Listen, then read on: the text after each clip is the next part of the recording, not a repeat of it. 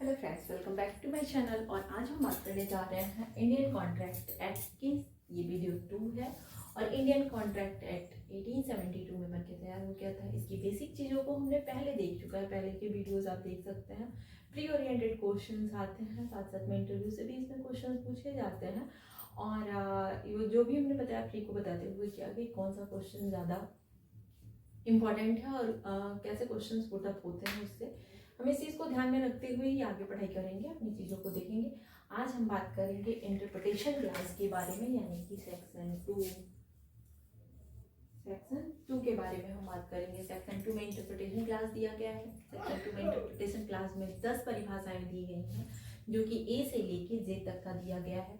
परिभाषा का मतलब होता है, इंटरप्रिटेशन क्लास का मतलब ये होता है कि जो भी शब्द दिया गया हुआ है उसको परिभाषित किया गया है यहाँ पे, और जो भी मतलब जब भी पूरे बेयर में आप जहाँ भी पढ़ेंगे उसका वही मतलब होगा जो परिभाषा में दिया गया है। ये होता है इंटरप्रिटेशन क्लास, जब तक कि अन्यथा वहाँ पे कोई पर्टिकुलर चीज़ें ना बता दी गई हो वहाँ पे।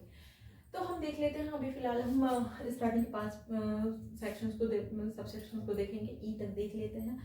कभी कभी एकदम टू द पॉइंट पूछ लेता है क्वेश्चन कि प्रस्थापना किस सेक्शन में कहा गया है, प्रस्थापना की परिभाषा कहाँ बताई गई है, संविदा की परिभाषा कहाँ बताई गई है, साथ ही साथ में पूछ लेता है। ये ऐसे क्वेश्चंस आते रहते हैं।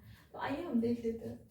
प्रपोजल पहला ही है, प्रपोजल सेक्शन 2A में प्रपोजल बताया गया। इंग्लिश लॉ में कहीं कहीं इसको ऑफर से भी आप देखेंगे, इसका मतलब होता है प्रस्तावना।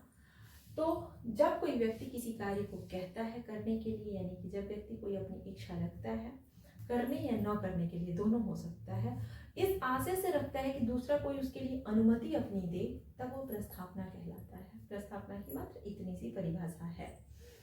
हम ए से कहते हैं कि आप हम ए मतलब यानी कि ए बी से कहता है आप अपनी हमको एक मकान बनवाना है, आप हमारे मकान को बना दीजिए। इस आशय से रखता है कि आप उस मकान को, वो इस बात को एक्सेप्ट करेगा, और जब उस बात को वो एक्सेप्ट कर लेता है तब वो माना जाता है कि वचन बन गया, यानी कि टू बी वचन। जब वचनदाता द्वारा, वचन हमारे द्वारा यानी कि प्रस्थापक द्वारा बात कही गई और दूसरे द्वारा जिससे कही गई वो उस चीज को एक्सेप्ट कर लेता है, वो हो जाता है आपका वचन, यानी कि टू बी में प्रॉमिस को बताया गया है।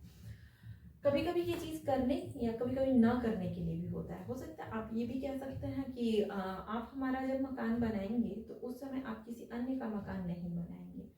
तो ये भी बात को वो एक्सेप्ट करता है, तब माना जाएगा कि प्रस्थापना हमारे द्वारा किया गया, उसके द्वारा उस चीज को प्रतिग्रहित किया गया। प्रतिग्रहित करने के बाद से वो हो जाता है वचन।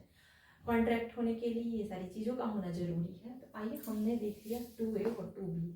वचन किसे कहते हैं? जब वचनदाता द्वारा दी गई वचन पे वचनग्रहीता द्वारा उस चीज को एक्सेप्ट कर लिया जाता है, तब वो हो जाता है आपका वचन, यानी कि स्वीकृति। 2C की बात करें तो इसमें दिया गया प्रॉमिसर और प्रॉमिसी, वचनदाता और वचनग्रहीता, यानी कि जो व्यक्ति प्रस्थापना करता है वो वचनदाता होता है और जो व्यक्ति उसे एक्सेप्ट करता है वो वचनग्रहीता होता है। हो गया आपका 2C। 2D की बात हम करें तो 2D होता है प्रतिफल, यानी कि कंसिडरेशन। संविदा होने के लिए काफी जरूरी है प्रतिफल, इसका एक मेन एस्पेक्ट है प्रतिफल। जब हम संविदा को पढ़ेंगे 210 में जब हम देखेंगे, सेक्शन 10 में जब हम देखेंगे तो वहाँ पे बताया गया है कि संविदा और संविदा के कौन सी संविधाएं वैध होती हैं, तो उसके बारे में हम कहीं विस्तृत पढ़ेंगे, तब हम आपको देख लेंगे संविधानों के बारे में। लेकिन उसका एक सबसे मेन एस्पेक्ट जो होता है प्रतिफल भी होता है, उसमें आवश्यक तत्वों में से एक तत्व प्रतिफल भी होता है। किसी भी संविदा को होने के लिए प्रतिफल का होना बहुत आवश्यक होता है। प्रतिफल कभी कभी कोई कार्य हो सकता है या कोई धन भी हो सकता है। जब एक व्यक्ति किसी कार्य को करने के लिए, यानी कि वचनदाता, यानी कि मेरी इच्छा पे जब कोई व्यक्ति किसी कार्य को करता है और वो व्यक्ति उस कार्य को कर देता है, तो वो भी उसका प्रतिफल ही माना जाता है। एक दूसरे के कार्यों का प्रतिफल कहते हैं उसको, ये प्रतिफल होता है।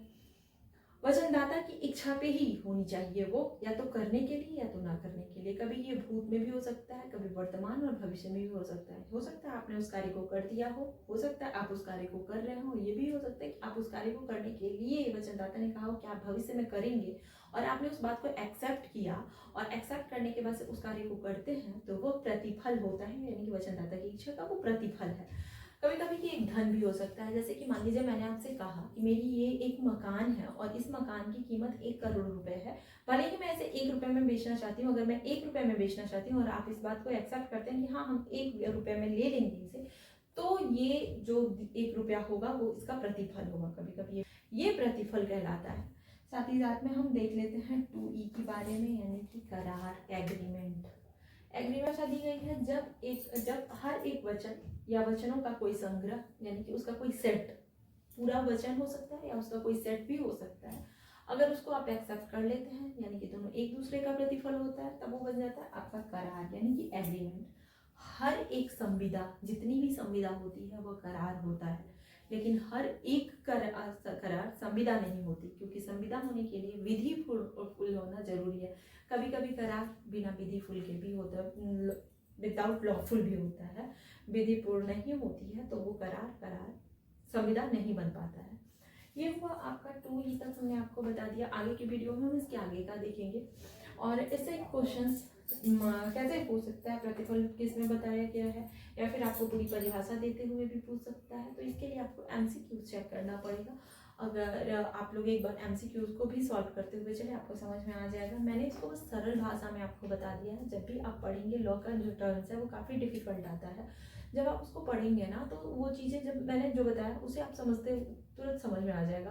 तो आप लॉ वाले को पढ़िए, फिर उसको समझने के लिए इस वीडियोस को आराम से आप देखिए और आपको चीज़ें समझ में आ जाएंगी। जहाँ समझ में नहीं आए, अगर कोई क्वेरी हो तो आप हमसे क्वेश्चन कमेंट बॉक्स में पूछ सकते हैं।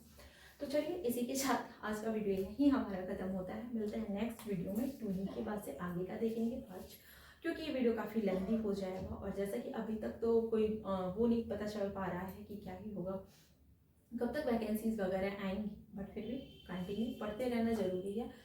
तो चलिए मिलते हैं नेक्स्ट वीडियो में। Bye bye.